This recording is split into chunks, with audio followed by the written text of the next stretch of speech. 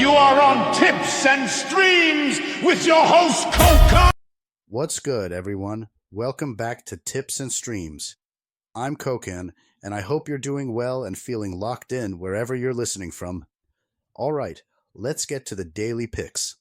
I've got 4 NBA matchups on the card today, so buckle up.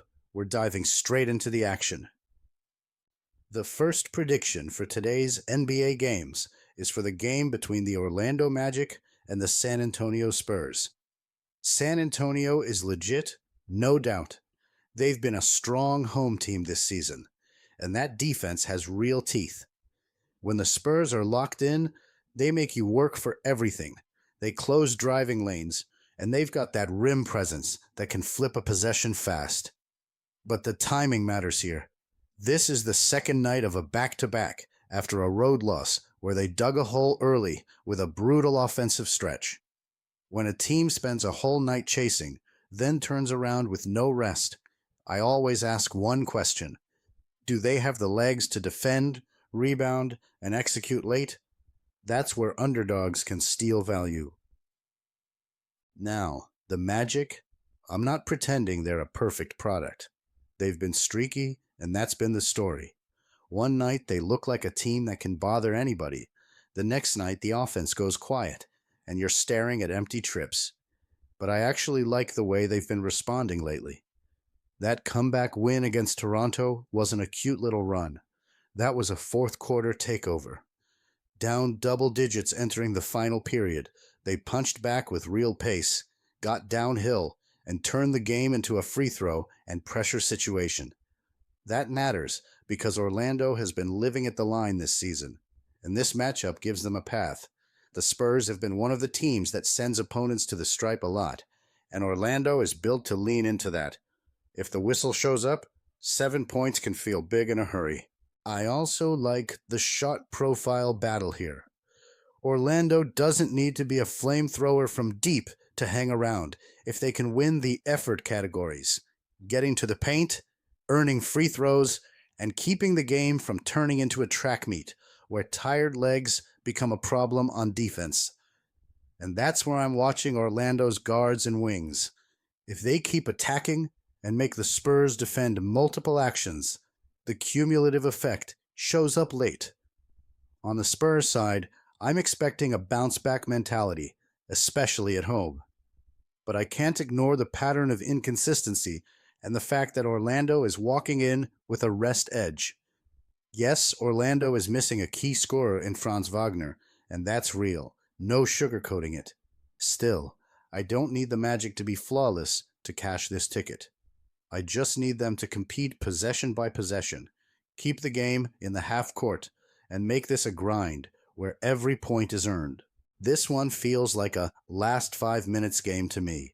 Free throws, late clock possessions, and who has more gas. That's where I'm taking the points. I'm taking the Magic to cover the 7-point spread in San Antonio. I'm riding with Orlando to hang around all night and give me a sweat that stays inside that number. Today's second prediction is for the game between the Los Angeles Lakers and the New York Knicks. Tonight, I'm looking at a classic spot where the calendar matters just as much as the talent. The Los Angeles Lakers roll into Madison Square Garden deep in a brutal road swing, and this is their 7th straight game away from home. That kind of travel grind shows up in the details. Legs get heavy, closeouts get a half step slow, and the little mistakes stack up when the crowd turns the arena into a pressure cooker. New York is walking into this one with real momentum and real identity. They have ripped off 5 straight wins, and they have been cashing tickets in that stretch too. What I like most is how the Knicks have been winning. The defense has been loud, physical, and connected. They have been forcing uncomfortable possessions and turning stops into quick offense. When I see a team that is defending at a higher level than they did earlier in the season, that's a signal to me that the group is locked in, not just running hot for a night. The recent blowout over Portland is a good snapshot of where New York is at. Jalen Brunson set the tone as the lead scorer again. Karl Anthony Towns owned the glass with a monster rebounding night, and OG Anunoby brought that two-way punch that changes the feel of a game. This Knicks roster has the kind of balance I trust at home: playmaking to organize the offense, size to control rebounds, and wings who can guard without needing help on every drive. On the season, they are scoring around 117 points per game while holding opponents closer to 113, and they rebound better than the Lakers overall. That matters in a spread game because extra possessions are how favorites create separation. Now, the Lakers are not coming in cold. They just smashed Washington on the road, and Luka Doncic was doing Luka things with a triple-double level takeover in limited minutes. DeAndre Ayton was efficient and powerful inside, and LeBron James still knows exactly when to lean on the accelerator. The Lakers also shoot efficiently as a team, and they have been one of the better squads late in games this season. So I'm not walking into this like New York is facing a harmless opponent. But I keep coming back to consistency and depth. The Lakers have had ups and downs, and their rotation gets shaky when they are missing pieces. Austin Reeves is listed as questionable, and that is a big deal because he can stabilize possessions when the offense bogs down. Bronny James is also questionable, and Adu Thero is out. On the New York side, Miles McBride is out, with Kevin McCullough Jr. questionable. To me, the injury question leans toward the Lakers, because Reeves is a real connector for them, especially on a night where tired legs can make shot creation tougher. Head-to-head, the Lakers have had the recent edge, winning both meetings last season and carrying a 3-game win streak in the matchup. I respect that, but trends don't play defense, and this New York group is defending like a team that expects to win at home. Add the travel angle, add the Knicks' home comfort, add the current form, and I see New York dictating the terms with physicality and rebounding. My read is that the Knicks control pace with their defense, win the possession battle, and make the Lakers work for everything in the half court. And when I'm choosing a side in a spot like this, I want the team that's fresh, confident, and built to grind. The third prediction for today is for the game between the Los Angeles Clippers and Phoenix Suns. I'm locking in on this Suns-Clippers matchup in Phoenix with one question in my head. Who's going to control the rhythm when the game gets tight? Because the way I see it, this is not just a talent-on-talent night. This is a style fight.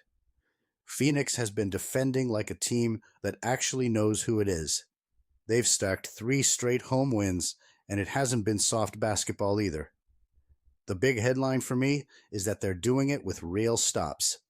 This group has been living in the passing lanes, forcing turnovers, and turning third quarters into a grind. When a team can come out of halftime and consistently squeeze the life out of opponents, that's not luck. Now, the Clippers are not some easy fade, and I'm not treating them like one. The recent form is legit. They've been winning a ton of games, and the Harden-Kawhi engine is still scary when it's humming. Even in that loss to Denver, I'm not overreacting, because that was a different animal with Jokic back in the mix. The Clippers had moments, but they couldn't solve the problem in the middle of the floor. The spot that keeps pulling me back to Phoenix is the road profile. The Clippers have been shaky away from home, and that matters when you're walking into a building where the Suns have been stringing together clean, confident performances. Phoenix has also shown it can manufacture offense without Devin Booker. That's a huge point tonight, because yes, Booker being out hurts, but it doesn't automatically shut down their scoring when they're getting balanced production. Dillon Brooks has been punching them as a scorer while still taking the toughest defensive assignments, and the supporting cast has been spacing the floor and letting it fly. When Goodwin and Gillespie are drilling threes, and Grayson Allen keeps stacking double-digit games. For the Clippers, the absences also matter. Missing pieces like Bradley Beal and Derrick Jones Jr. take away options. And when your roster leans veteran-heavy, you really feel it if the game turns into a sprint. Phoenix wants you to be comfortable. They want you to take extra dribbles, making one more pass, and then rushing a late clock shot.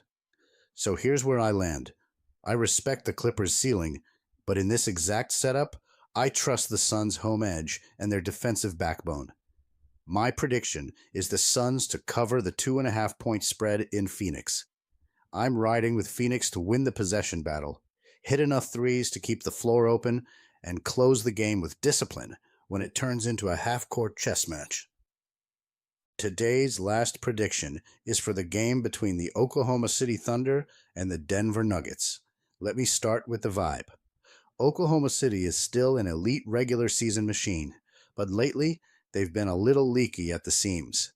They just took a 123-111 road loss to Minnesota, a game where they got punched early and never fully stabilized, and they've been sliding at the window in terms of covering numbers. Even when a team is great overall, that kind of stretch tells me the market is still pricing them like a perfect product, while the actual game-to-game edge has softened. Now look at Denver's side. The Nuggets are playing like a group that knows exactly what it is again. They've won 10 of their last 14, and the offense is cooking all season. First in true shooting and first in offensive rating. That's not a cute stat. That's a signal that their possessions are clean, their shot diet is premium, and they can score without needing chaos. And with Nikola Jokic back in the mix and listed probable, Denver's whole ecosystem snaps into place. The ball moves with purpose, the reads are automatic, and the half-court becomes a chessboard where the Nuggets usually look like they're playing with an extra piece. Here's where my personal angle kicks in. And yeah, I'm owning it. I've got a big analytical gripe with Shai Gilgeous-Alexander's style, because his scoring package leans heavily on living at the line.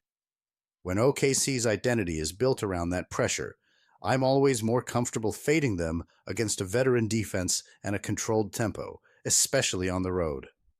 In Denver, the whistle can't be the whole plan. If those easy points don't show up at the same rate, OKC has to win a tougher game, possession by possession, against a team that thrives in that exact environment. And it's not like the Thunder are fully stocked. They're missing key bodies, including Jalen Williams and Alex Caruso, plus other rotation pieces. And that matters because Denver's attack is relentless in forcing you to defend multiple actions in one trip. The Thunder do force turnovers at a top-of-the-league rate, but Denver's best version doesn't need to play fast or loose. They can slow it down, make it methodical, and let the offense win the math. Denver also has its own absences, but the core of what I'm betting on is the Jokic gravity game, the spacing, and the shot quality. If Jamal Murray is good to go as probable, that two-man engine is enough for me to trust Denver to control the flow. My prediction is the Nuggets to cover the 7 in Denver. I'm laying the points with the home team because I expect them to own the glass, own the half court, and turn this into a disciplined win that looks comfortable by the final horn.